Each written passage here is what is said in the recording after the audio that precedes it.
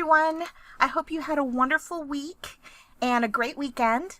I just wanted to thank you again for all the thoughtful responses on the perusal. I'm having a great time slowly getting through them. I apologize for not being able to get to them as quickly as I'm sure we'd all like to. Another thing is I want to say thank you to everybody that came to office hours. I feel like it was really productive and we got a lot of questions done. Today we're going to be looking at the use of subjective items, but before we start, let's do a quick overview of objective items that we talked about in a previous lecture. If we go back to our original classroom assessment conceptual model, we've passed pre-assessment, and now we're in this cycle of instruction and formative assessment. And we're in the point where all these components of the learning progression have been identified, and you're doing this constant checking to make sure that the students are integrating the knowledge that they're acquiring from your lessons and previous lessons that they've had in the past together to develop a more relational understanding of the topic. During this time, you're going to be monitoring their progress, and you're going to want to use different types of assessments to do so. In the objective item lecture, we also talked about principles for choosing an assessment format. Remember, all assessment formats have pros and cons. And when you select the format for assessment, you should make the decision based on a variety of factors. But in summary, basically, you want to look at the objective that you want to assess, and you also want to look at any other relative merits of the format, such as efficiency, objectivity, domain, your discipline. All those things are factors that you want to think about and how they're purposeful for your assessment, how they meet your needs, but also how are they going to meet the needs of the student as they start to self-regulate? Like, what could the student take away from this? There are three major formats when developing items. The last lecture, we talked about objective items. Objective items have a single keyed response. So there's one correct answer.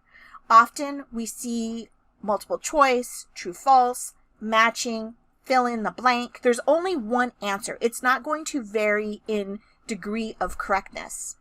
When we are scoring objective items, we're either going to score them as incorrect or correct. So there's nothing in between. So usually you want a 0 for an incorrect item and a 1 for a correct item. In the case of subjective items, that's when there's a component of human judgment is required. And that may happen because there may be a multitude of correct responses, or the answers may vary considerably in the degree of correctness. Like, it could be kind of correct, but more wrong than correct, and it could be just spot on, perfect answer, complete, thorough, etc. The other type of subjective assessment is a performance assessment, and these tasks are designed for you to judge students' abilities to use specific knowledge and research skills. It could be complex, like a performance. It could be like a practicum. And the scoring is very subjective, both in the student processes and the products. In either case, you may have all kinds of creative factors in play which lean towards a more divergent product. I want to remind you that all three types of formats have pros and cons. In terms of objective items, if you recall, the pros were that they were very quick in terms of both responding and scoring, that they assessed skills in isolation for simple interpretation, that they're really useful if you're doing a lot of task repetitions, so like for example, the multiplication table timed test.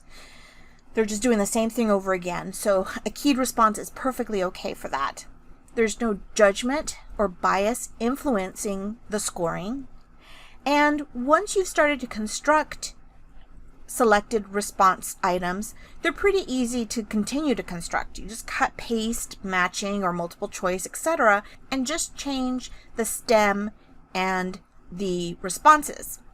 In terms of cons, they're inauthentic.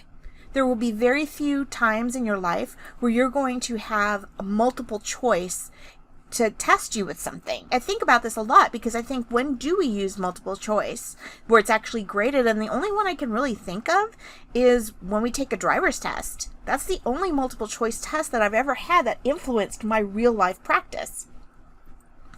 Also, they yield little information about student processes. As a math teacher, sometimes I want to see where they went wrong in the work. Sometimes I just want to see if they can get to the final answer. They're not very useful for assessing divergent thinking. So if, for example, you're doing a creative writing class or a choreography class, a selected response item isn't really going to help you assess anything. And they have been linked to lower retention and superficial study. So there's very low-level type of thinking happening here. It becomes a little bit more complex if you have a context-dependent item, but other than that, it's just simple recall. Very low-level blooms. Of course, supply response items also have pros and cons. In terms of pros, we've found a way to assess divergent thinking, and it can also assess processes or skills in combination. This is actually authentic. In real life, we are actually expected to supply a variety of responses to questions, and they can also vary in degree of correctness, and that's okay. What's also nice about it is that supply response items, because they are less dependent on existing criteria, there is a relatively low bias for students that are in a lower socioeconomic status category. So it allows them to, for example, explain in a sentence or two what they mean instead of trying to find the right word that they might not think of at a certain time. It's less constrained. As far as cons, it takes longer for a student to complete. A student might be able to do a lot more multiple choice questions as opposed to essays. For example, a 50-minute class, a student might be able to do maybe 30 to 35 multiple choice items. They might not be able to get through 2 essays. Like, it would be very difficult for them to be able to get through 2 essays. In terms of scoring, it takes a teacher much longer to score essays and to review essays than just checking selected response items. There's subjectivity in that scoring. So depending on a variety of factors, more bias can enter the process. There's a low generalizability. So in terms of being able to apply an essay prompt to something that's more broad, it's more difficult to do. And as I've already described, there's less sampling of the content because it takes students more time to actually do the work. So let's talk about essay items. So I'm sure you've all seen essay items in some test through college. Essay items are just questions or prompts that require the students to read the prompt, think about a response, and then write out the response in sentences or paragraphs. Essay items involve a wider variety of thinking skills, so a much higher level blooms that students would engage in throughout the process. And responses may range from a few sentences where something is more structured to several pages that are allowing the students to create their own themes and come up with their own ideas. And again, the range of correctness will be either from sort of barely correct, almost pretty much wrong, to exactly the perfect answer. They can be anywhere in through there. Let's first talk about the structured or restricted response. So restricted response has very clear instructions about the expectations. The required content has been specified. It's more likely to be sort of like lower level blooms, although it's not necessarily lower blooms. And information may be provided about the response form, the length, the organization. So the student is given particular criteria that they should follow. Let's look at an example. So these are some structured response examples. One of the ones that I might give in this class may be list 3 of the item writing flaws for selection type items presented in your text or class. For each flaw you list, write a short statement explaining why that flaw causes problems for valid interpretation of student achievement. And that might be worth 3 points. So I'm giving a student 1 point for each one of those correct flaws and its description.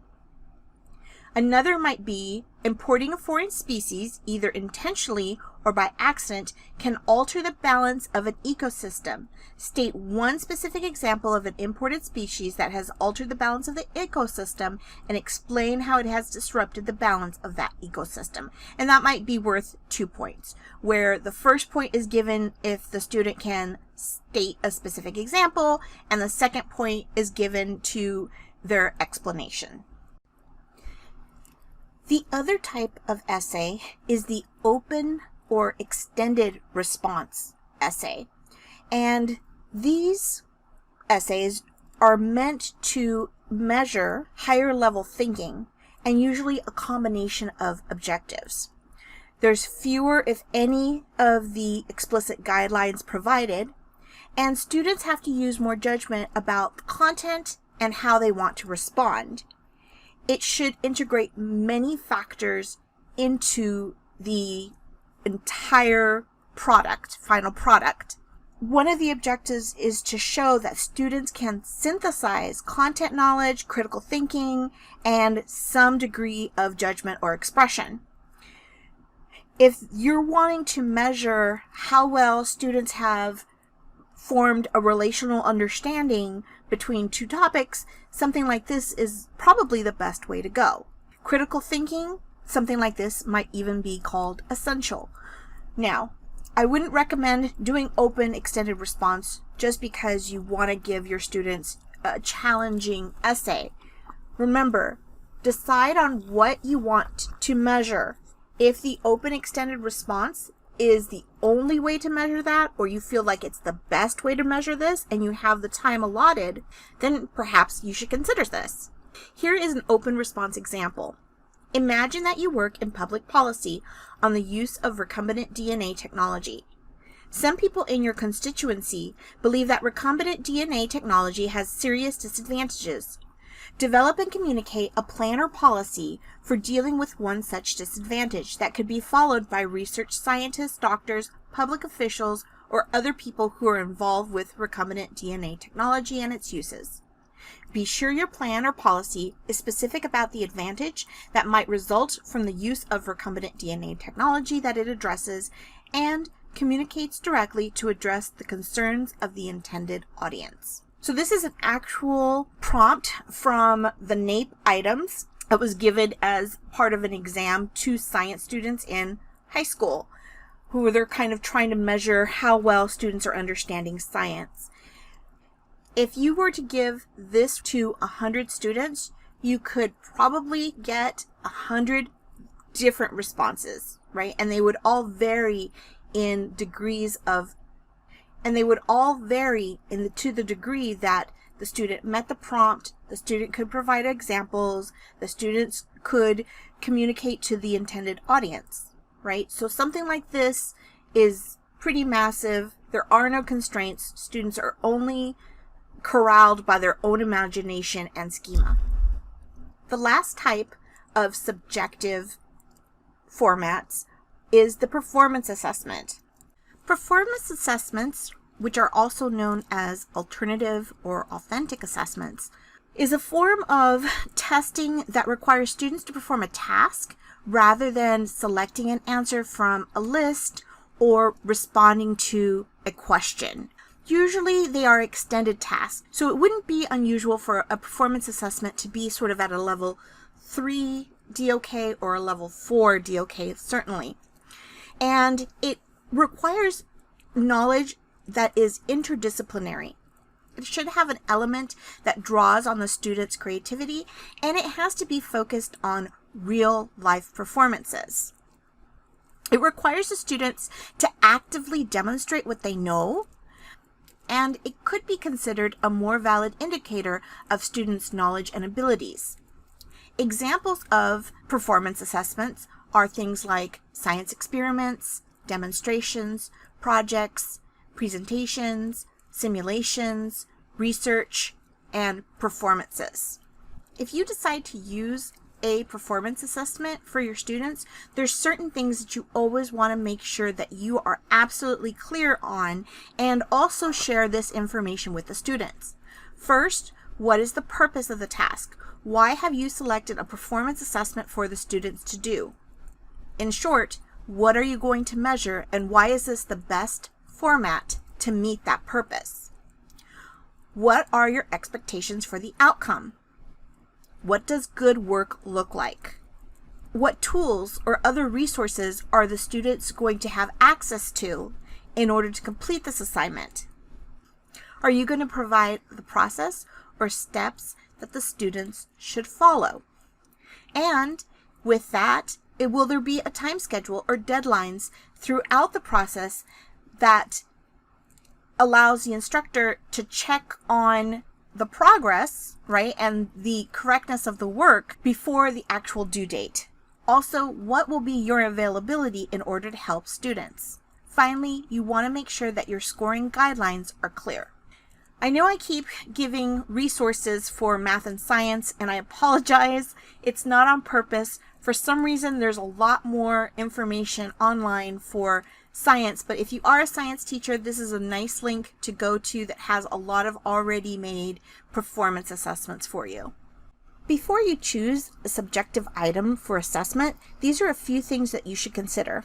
First, is the amount of time students will spend on the task appropriate for its relevance in the curriculum? If you spent a lot of time studying these skills and you feel that it's a central focus for your curriculum, then definitely consider a subjective task. If not, if it's something you sort of mentioned in passing and you thought this would be something fun, think again whether you really want the students to engage in this much work for something that wasn't really that important to the curriculum as a whole. Does the task assess important higher order learning targets or skills in combination? If you're doing something like repeated tasks, maybe this isn't the best way to go. Is there a way that this task can be more authentic? Look to see how these tasks are used by professionals in the real world, and what can you do to make that align? If the students are working as a group, how will you assess the individual student? You don't want factors like students not sharing the work properly or students not crediting the work properly to influence your grades. Students themselves are individuals and will have various understandings of the entire project or even things outside the scope that they influenced within the project. So how are you going to measure that kind of stuff? Have all the students had an opportunity to learn all the skills required? If it's some portion that they haven't learned yet, how is it fair for you to assess them on that? Like, how are you going to sort of make sure that everything is accounted for? Do all students have equal access to resources? Really super important. I found out about equal access to resources the hard way, where all my students in a very low socioeconomic class area did not have access to things as simple as just glue sticks. That was not something they had at home. That was not something their parents could purchase. And the reason I found out is because when they came in to submit their performance assessments, they had attempted to glue pieces of paper on the presentation board with things like syrup or toothpaste, things that they considered to be sticky. So you want to make sure that all students have equal access to all resources. Does the task favor one group over another? I have a great colleague that comes up with a lot of really great activities that are aligned with sports because he loves sports. But what he wasn't noticing was there was a lot of girls in his class, in his math class, which of course girls can like sports, but as they were coming to me or to the professor for help with the projects, they didn't understand how the NFL draft worked. They don't understand how many basketball games there are in a season. Things like that. You want to make sure that all students understand the schema that's necessary equally. Do you have biases or preferences over certain responses or styles? If so, let your students know this is what I prefer that you do. Mention it as a criteria. Have students been adequately informed about and prepared for your expectations? Really nice way to do this is, what does perfect work look like? Do you want to show the students a model of that? Maybe you do, maybe you don't. If you do not, how will the students understand what's expected? If you've decided to use a performance assessment or an essay, these are some things that you can keep in mind in order to have the best assessment possible. First, make sure that the problem or the task is very clear. If you're asking a question, just ask it directly. Try to free the question from any window dressing necessary. The question or prompt should be clear, specific, and focused. Share information with the students about the dimensions on which the work will be assessed. So, share the domains of the rubric if you have already created it. As you're working, decide if really you need that open response or the performance assessment. If you restrict the response, keep in mind that's going to make it easier for you to grade and to maintain some level of objectivity as you grade them, because all students are adhering to the same template, for example. And it's much easier for students to keep your expectations in mind. If you've decided to do something that's more open, make sure that you assess the work as they develop the work so that you have key checkpoints so they don't get too far from the task and they have a way to sort of steer back towards good work somewhere in the middle of the process, not at the very end once they've already submitted their work for grading. Try to avoid essays that are objectively scoreable. Right? So not something that is necessarily opinion-based.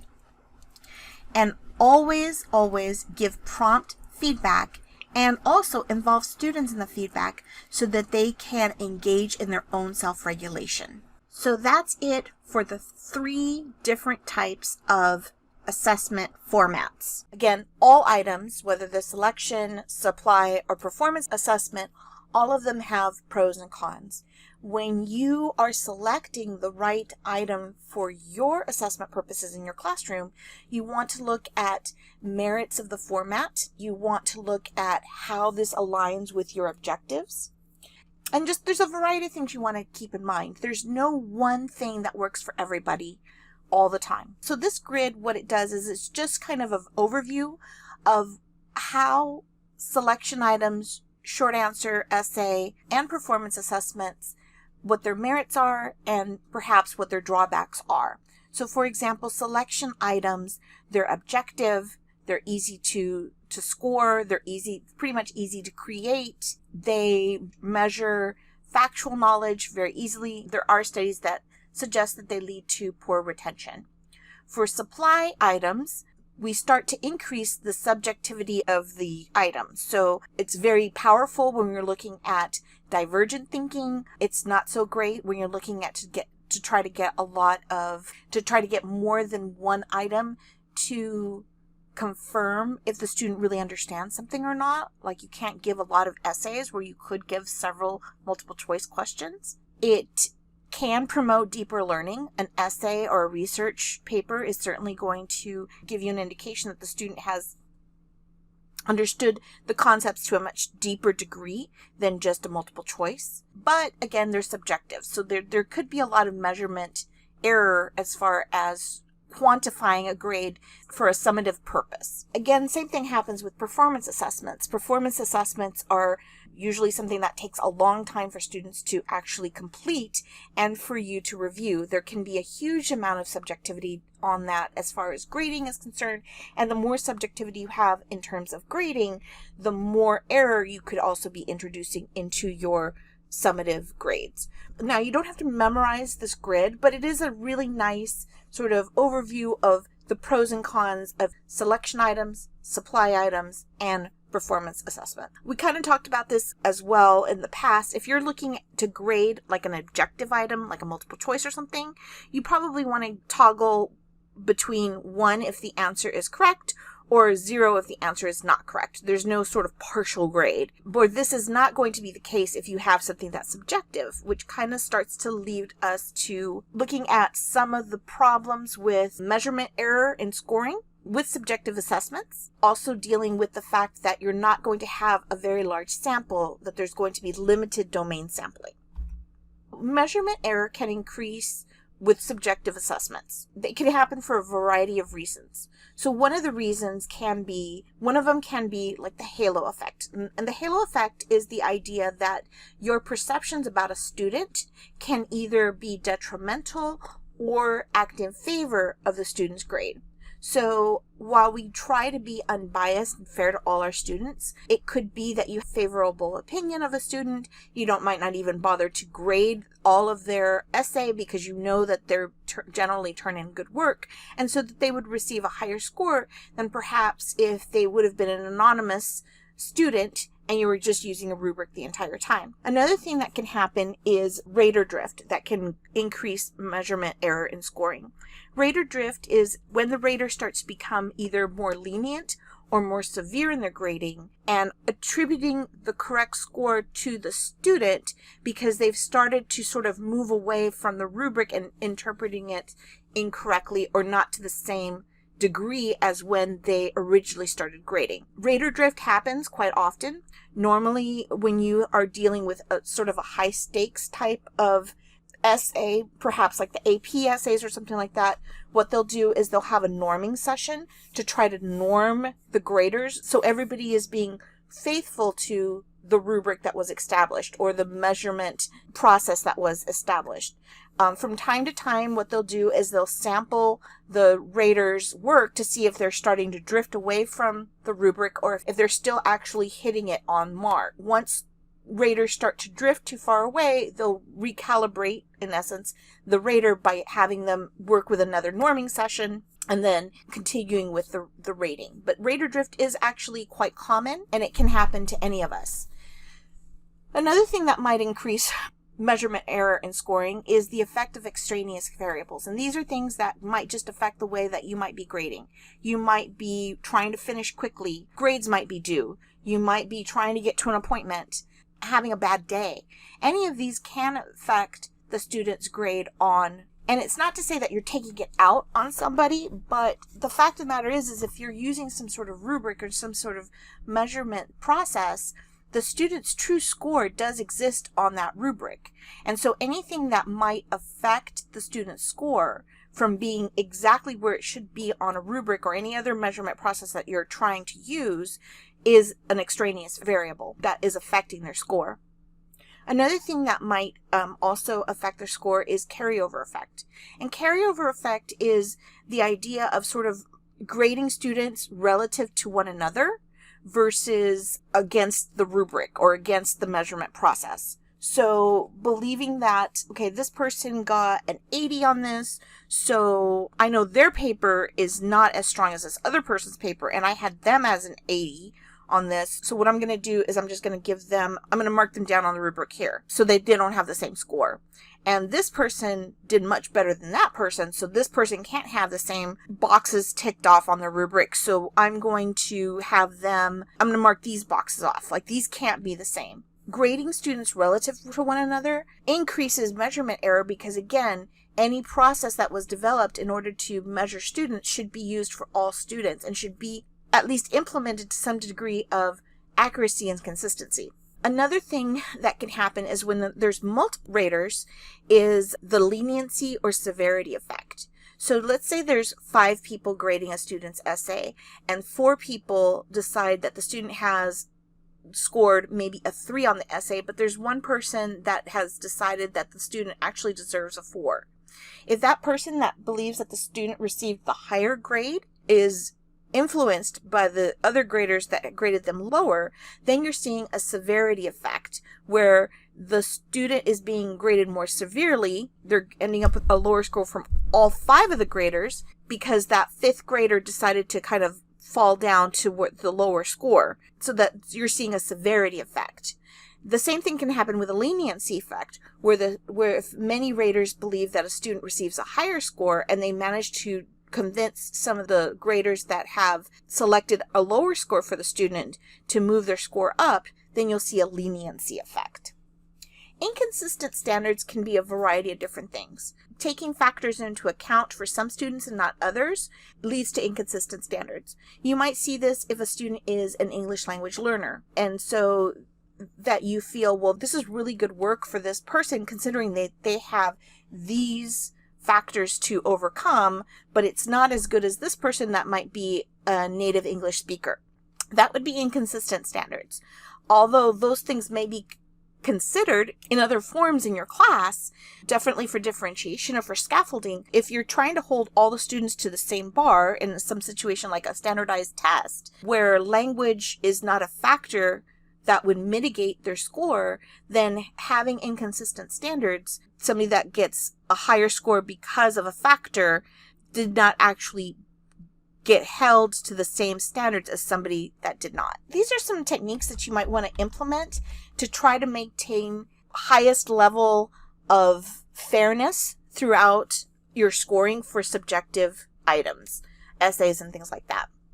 One thing that I actually use a lot is anonymous scoring to the most that I can. So what I do for all my exams is on the cover sheet of my exams, I put down, that's where the student writes their name and the date, things, the period or whatever, the class that they're taking, whatever. That is the only page that has their name. So once that page is turned, I have no other way of knowing who the student is. Another thing that I might do is I might mix up or shuffle the papers after every page that I grade.